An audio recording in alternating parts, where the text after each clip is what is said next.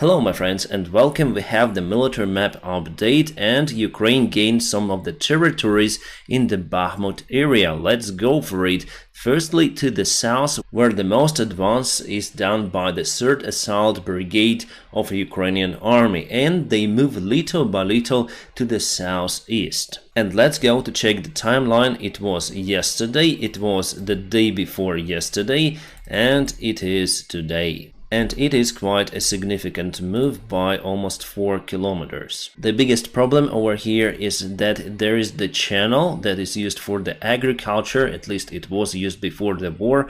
Now it's the natural obstacle for our army to cross, and that makes the advancement more complicated. From what I understood, the 3rd Assault Battalion doesn't have the special engineering equipment that will help them to cross this area very fast. That's why there should be backup from the other regiments or other brigades to help those guys to advance to Andriivka. Or they may go more to the south to get Kurdimivka under control, and there's the small area where this channel stops a little, and I guess here you may cross. But again, there is the hill and also some of the forest lines also on the Russian controlled area, so it's not that easy job to move over here trying to get Kurdimivka under control. I guess it's more easy to cross the channel somewhere in this area. Speaking about the south part of the Bakhmut area, Russia sent more reinforcements to Kryshivka. That's why it's quite complicated to get this area under control. That's why the 3rd Assault Brigade moves more to the south, trying to get Kurdimivka or maybe Ozeryanivka, and from that place they may go to the north part, northeast. Yes, this maneuver is more risky. It requires more forces that are currently in use. With the proper support, it is possible. And by taking those villages on the south, we may go to the Bakhmut afterwards, or to encircle the city on this road. The good news are not over. On the northwest part, there is the significant advancement of Ukrainian army. But before I tell you about it, let me shout out the sponsor and also the partner of my channel. Yes, it's the Atlas VPN, and they continue to follow the awesome deal that was created especially for my followers, subscribers, viewers, so you may get the Atlas VPN Premium for just $170 per month. Plus 6 months for free. This is the best offer on the market right now for the premium VPN services. You know, before I hadn't had any kind of the VPN services, and unfortunately I paid the high price for it. Let me tell you how it happened. Actually, my friends, I got personal experience that my pilot blog channel dedicated to aviation was hacked. Then I was using public Wi-Fi. All of my videos were deleted, and after that hackers told me to send Bitcoin for them and they will open access to my own account. I didn't transfer anything and just started the new channel with the same name. And obviously after that case I use the VPN all of the time, and for me personally Atlas VPN is the best VPN out there. It has a security breach device monitoring feature, so it alerts me that someone tries to reach my device. Then I use the public Wi-Fi. Then I see that message, I disconnect from that public Wi-Fi. My friends, please check out my personal link in the video description just below, where you may find the Atlas VPN Premium for just $170 per month.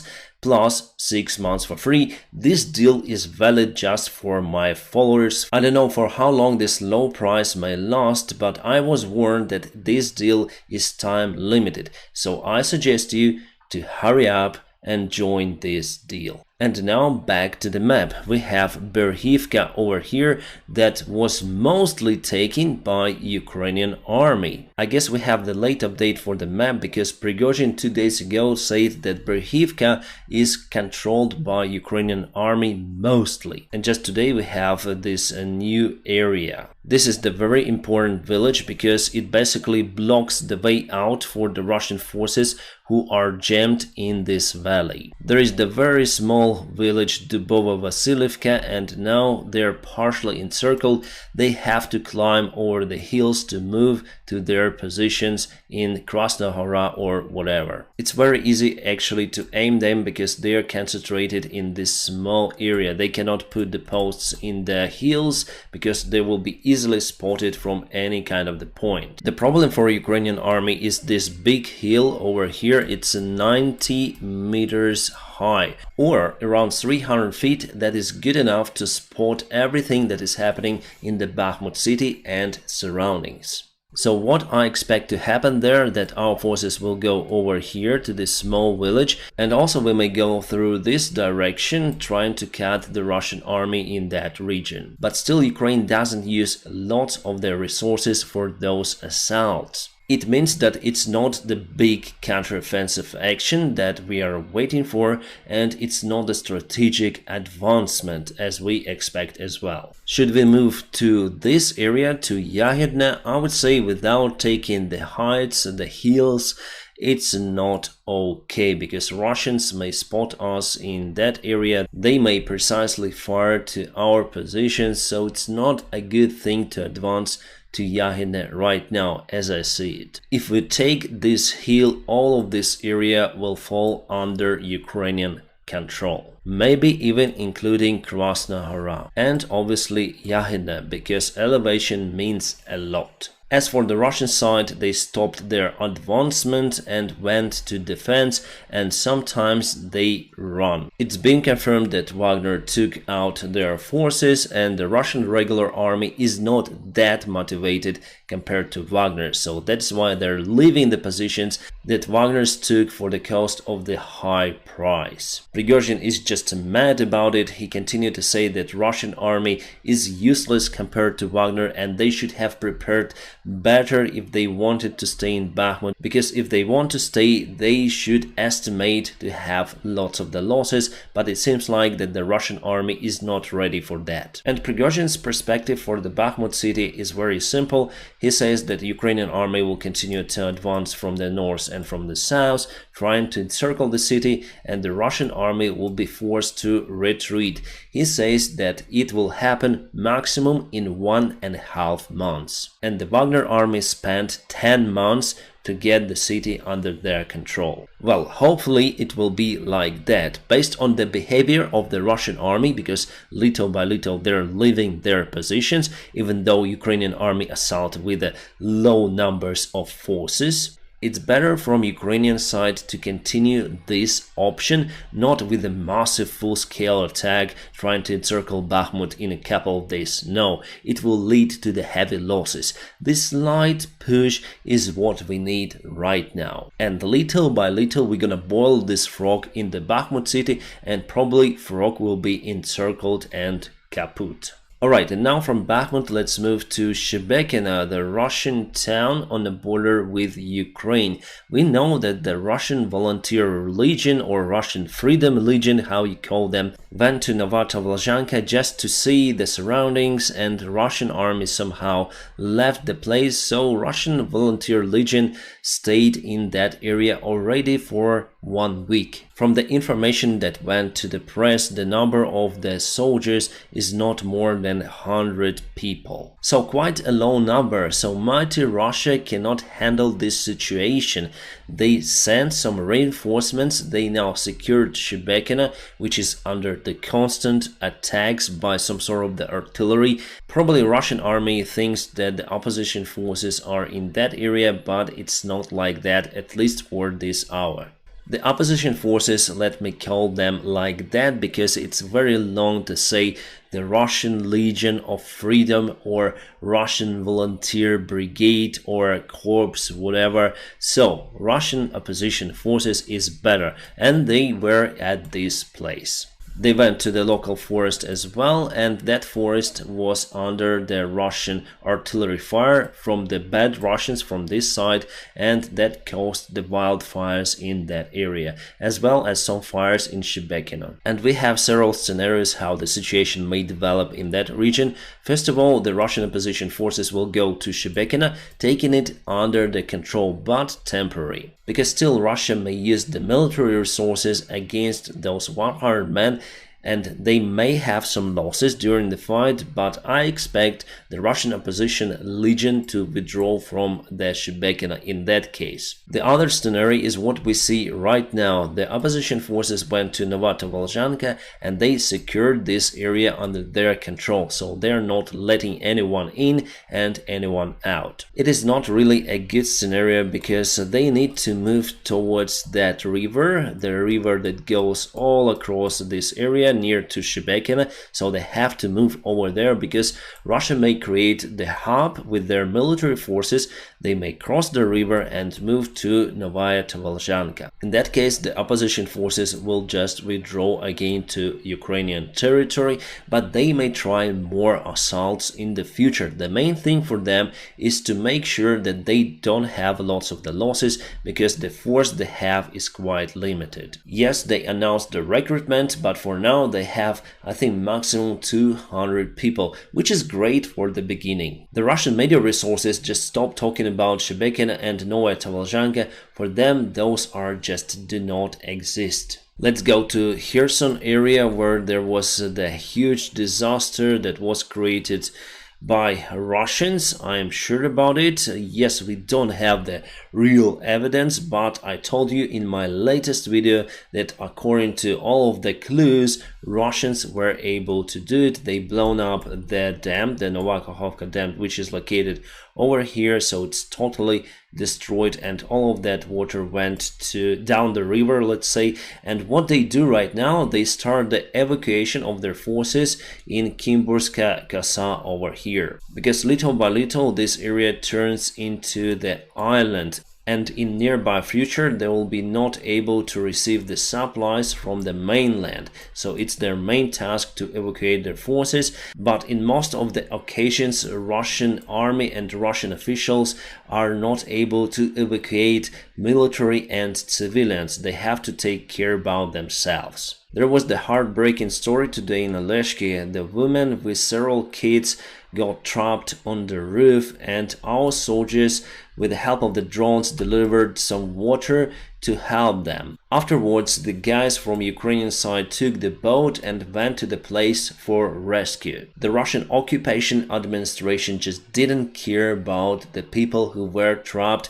and who are still trapped. And you know, President Zelensky today said that there is no significant action from United Nations or from Red Cross to handle this issue. Ukraine tries to handle everything, but you know what? We cannot cross the front line easily. Russia may fire back, so it's the huge risk for our rescue teams. So international organizations should handle it, because they may speak to Russia. Russia will not speak to Ukraine. Yes, it's the big disaster that happened yesterday, and about the nuclear power plant that we are all worried about, because it creates lots of the issues potentially to the region. And for the nearby perspectives, the atomic engineers reassured that there will be enough water to cool down the systems of NPP. But in the nearby future, there will be not much left from this water reservoir, and the channel from Crimea goes from this area. Actually, you can see it. This is the channel that goes to Crimean Peninsula,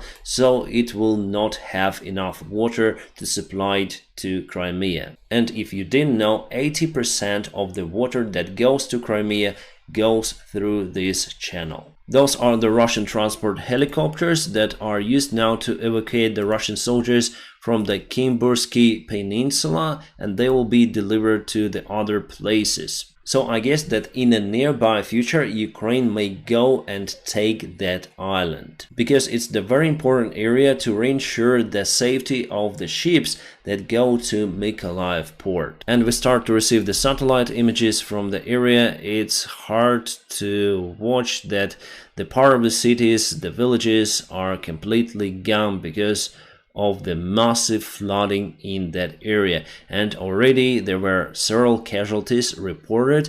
Mostly people evacuate themselves. From Ukrainian side, the evacuation was organized, but from the Russian occupation administration, there is no action. And yesterday in their video, they reassure the local people that nothing really huge is happening, but what we see from the footages, that it's the big disaster. People are just losing their homes. Again, Again, volunteers from Ukrainian side are doing their best to evacuate the animals from the flooded areas. Here you can see the drone images that were taken today, so total disaster, especially on the Russian-controlled area on the south.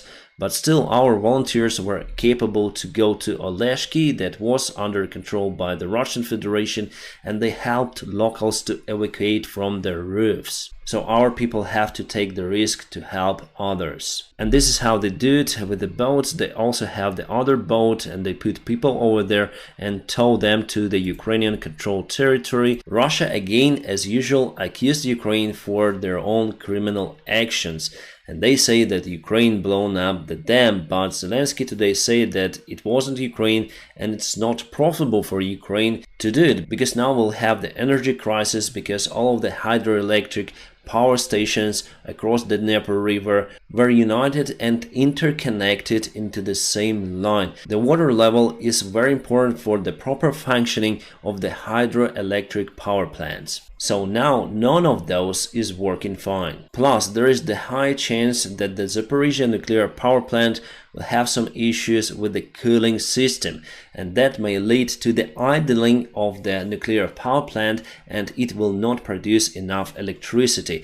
It means that 1/3 or even half of Ukraine may be black out again. Also, if we will not be able to fix this dam to build a new one because the restoration is impossible, so in a few years the southern part of Ukraine may turn into the desert, because now without the water reservoir the agriculture will be dead on the south of Ukraine. In turn, it may lead to the food crisis, to the demographic crisis. So what Russia did yesterday is really bad for Ukraine. And Russia said that Ukraine now has more water to start the counteroffensive using boats, but the more water you have, the more obstacle you have, the more distance you need to cover. It is always bad. If Ukrainian army wanted to go from the Kherson to assault on the Russian-controlled area, it would be much easier to do with the standard narrow Dnieper River. The CNN came out with the article saying that there are the signs that Ukraine had started the counterattack. I wouldn't say so. Now it's the preparation. Yes, there were some assaults on the south and also we advanced in the Bakhmut area, but it's not the major one. I'm sure that the attack from the Ukrainian side will happen, but because of the dam case, it will be corrected. And that will take more time. It seems like the Senate of Switzerland confirmed the deal to sell the ammunition via the third countries to Ukraine. I think just a couple of weeks ago the Parliament of Switzerland disapproved the deal, but now because of the Senate decision they have to look through the deal again and hopefully they'll approve it. Because the Swiss-made ammunition is very important for Ukraine, for example for Gepard tanks. This is the parking spot of the United Nations in Kyiv, so someone put useless for United Nations cars. And definitely organization does nothing but blah blah blah. The interesting article from The Guardian: some of the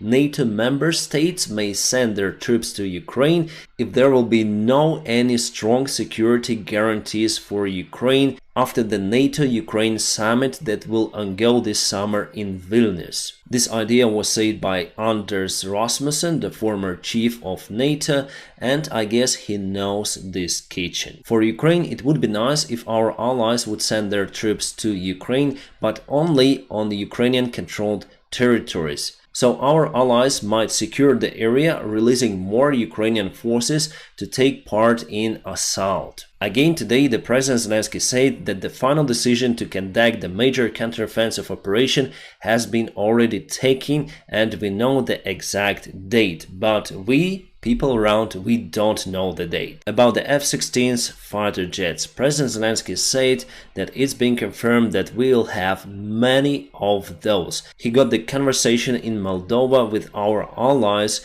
and he was really surprised with the number. He said that it was the great and happy day for him. Because at first we usually do not obtain the large amount of the weaponry if we speak about the tanks, if we speak about the HIMARS, but here he said a lot and at once. Well, it will be very interesting, especially for Russia, if Ukraine gets those fighter jets. and I'm sure 100% that we'll get them. My friends, I'm gonna keep you updated on situation in Ukraine, and now please press the like to this video, and also don't forget to check the link for the Atlas VPN Premium, where you can get it with a huge discount that was created especially for my viewers, supporters, followers. My friends, I wish you all a peaceful sky wherever you are, and have a great time.